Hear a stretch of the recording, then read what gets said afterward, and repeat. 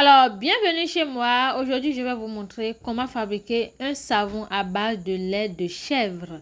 Ici, nous allons utiliser aujourd'hui l'huile de palmis pressée à froid. Donc, l'huile de palmis pressée à froid, là, quand il y a la fraîcheur, ça se solidifie. Vous voyez un peu? Ça se solidifie. Ce n'est plus liquide. Donc, c'est l'huile de palmis à froid. Il faut noter que l'huile de palmis pressée à froid est très riche en vitamine E. Donc, c'est très nourrissante et très hydratante. Et ça prévient également les signes de l'âge. D'accord? Donc, ici, maintenant, nous allons dissoudre la soude dans l'eau. Donc, vous mettez la soude dans de l'eau que vous allez dissoudre. Ici, j'ai utilisé 100 g d'eau. D'accord? Pour dissoudre 70,4 g de soude caustique. D'accord? Maintenant, il faut noter qu'au moment où je dois mettre la solution de soude dans l'huile là, ma caméra était coupée et je ne savais pas. Donc, j'avais même commencé par mixer avant de me rendre compte. D'accord? Donc, veuillez beaucoup m'excuser. Ici, nous allons utiliser le lait de chèvre. Le lait de chèvre est un apaisant. D'accord? Et ici, c'est l'huile de sucre. Ça, je suis en train de montrer. Et l'huile ici, on va aller le mettre au bain-marie pour le chauffer un peu. Voilà le moule que je vais utiliser. Comme je le disais, ici, on va peser la quantité d'eau. Ici, l'eau que je vais utiliser ici, là, c'est 40 g pour dissoudre mon lait de chèvre. Donc, comme je le disais, le lait de chèvre est un apaisant. D'accord? Et ça exfolie la peau.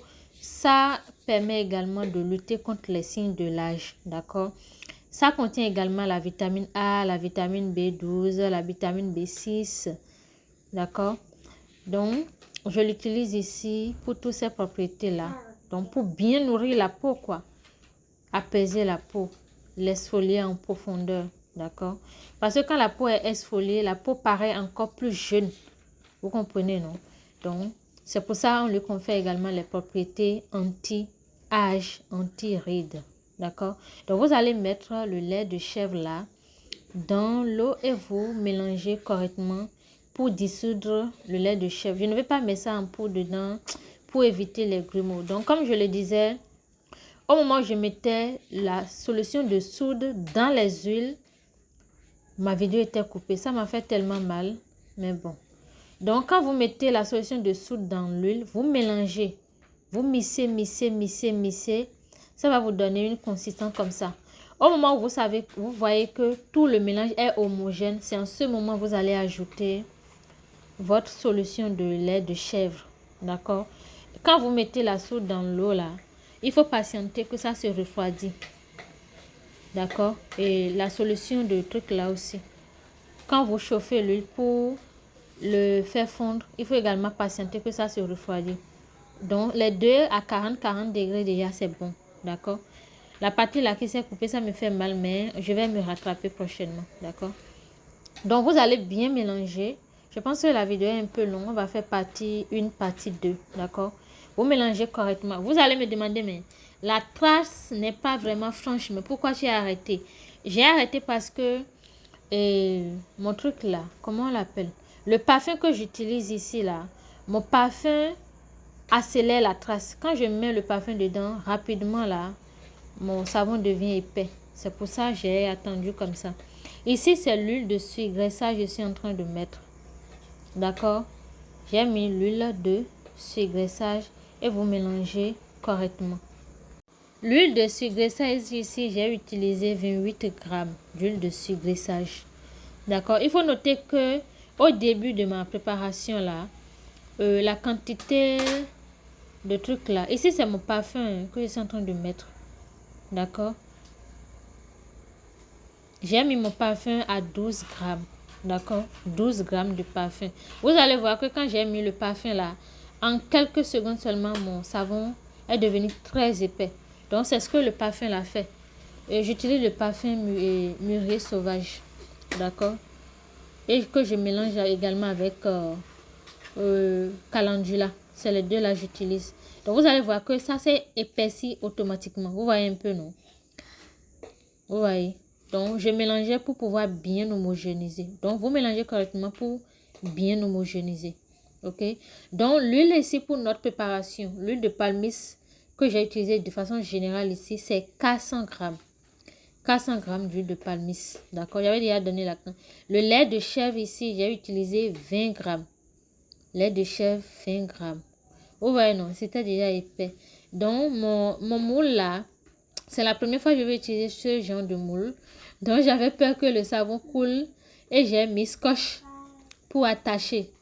Mais finalement, ça n'a pas coulé, donc j'ai enlevé le scotch là. Donc, on va mettre notre savon à l'intérieur. Vous voyez comment c'est épais.